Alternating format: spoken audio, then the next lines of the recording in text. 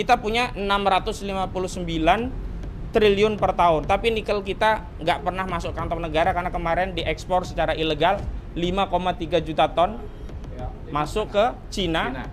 Kita nggak dapat 1 rupiah pun.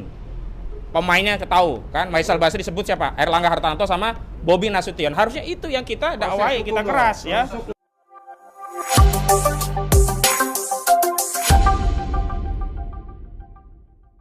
Akhir ya, sebagai penutup saya mau kutip data-data penting. Kalau ini dikelola sesuai syariat Islam, ormas-ormas Islam mendorong pemerintah yang mengelola itu luar biasa. Jadi Indonesia bisa ngelola APBN tanpa ngambil pajak. Pertama dari batu bara. Batu bara Indonesia itu memiliki jumlah cadangan hingga 37,6 miliar ton dengan harga jual USS 318 per ton. Ini Maret yang lalu ya kami bikin.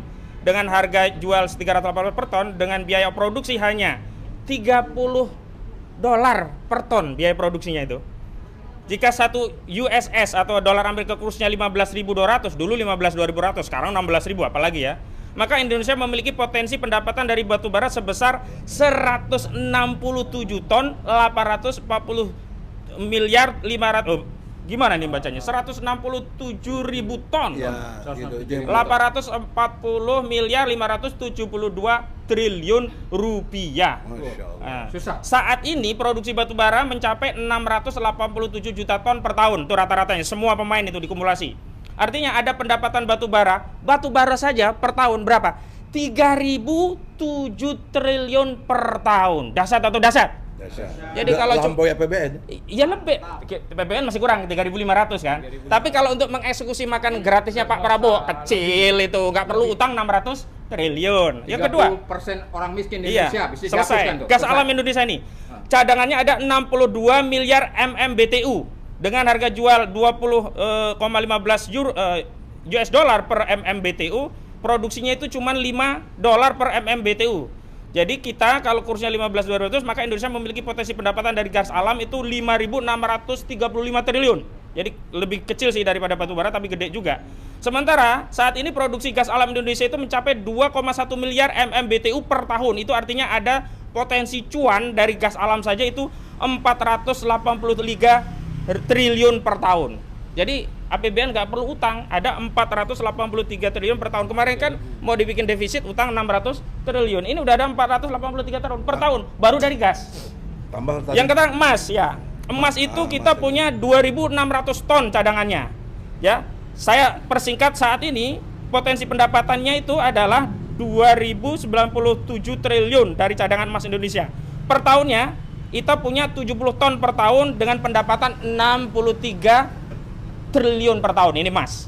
Kemudian yang 4 nikel, nah nikelnya gede. Nikel ini cadangan kita ada 81 juta ton. Dan kita per tahun itu sudah memproduksi 1,6 juta ton per tahun.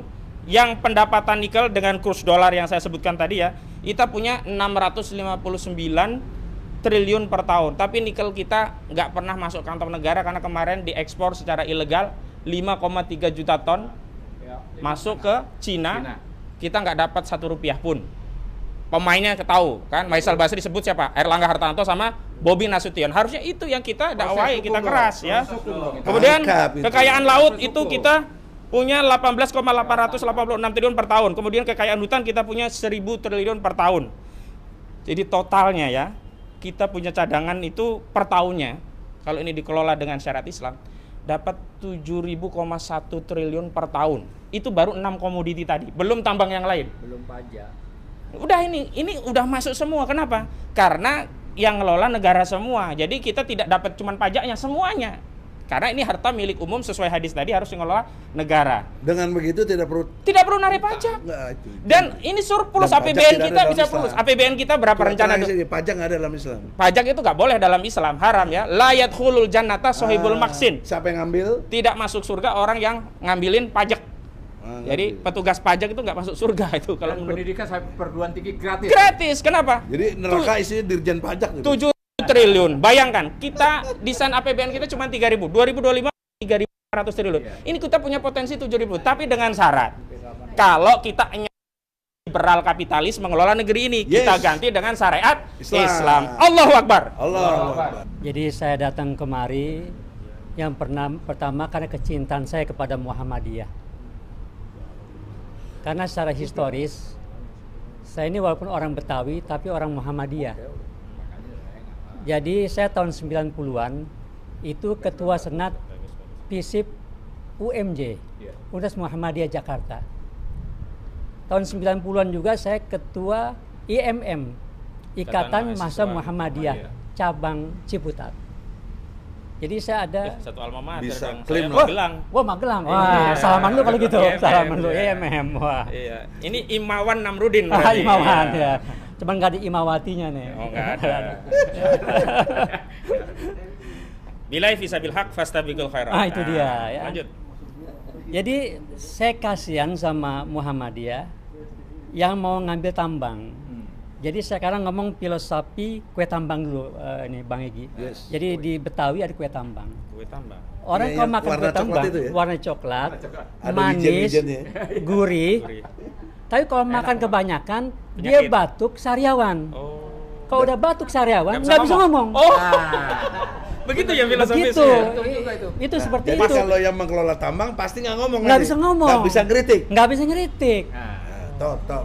Ya, jadi memang seperti itu karena kita pahami bahwasanya penyeimbang pemerintah ini benteng terakhirnya ormas Islam. Kita nggak bisa berharap sama partai-partai di DPR, nggak bisa Iya. udah. Udah takluk. Udah makan kue tambang semua nggak bisa ngomong. Jadi harapan kita tinggal Muhammadiyah salah satunya penyeimbang pemerintah.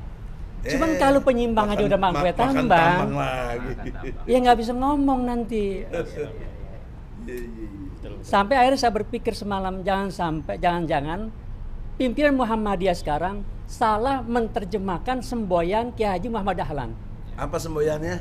Hidup-hiduplah Muhammadiyah, jangan mencari hidup Muhammadiyah. Oh iya. Nah akhirnya apa? Di salah penafsiran hidup Muhammadiyah cari makan di tambang. Iya. Ini jadi banyak kesalahan-kesalahan, Sesat berpikir. sesat berpikir. Dan tadi dibilang oleh Bang Juju, ormas non muslim aja menolak. Walubi menolak, DGI menolak.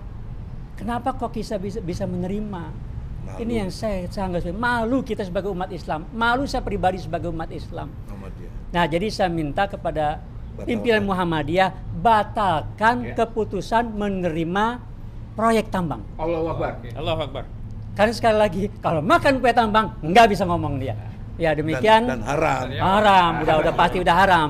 Yang terakhir saya minta tetap umat Islam jaga persatuan semuanya. Sebab dengan persatuan, insya Allah Islam mandiri, punya wibawa, bisa punya kekuatan yang menyimbangi pemerintah. Karena pemerintah kan sangat zolim kepada umat Islam. Demikian billahi fisabilil haq. Khas ini. Fastabiqul Fastabil khairat. Assalamualaikum warahmatullahi wabarakatuh. Takbir. Waalaikumsalam warahmatullahi wabarakatuh. Allahu Akbar.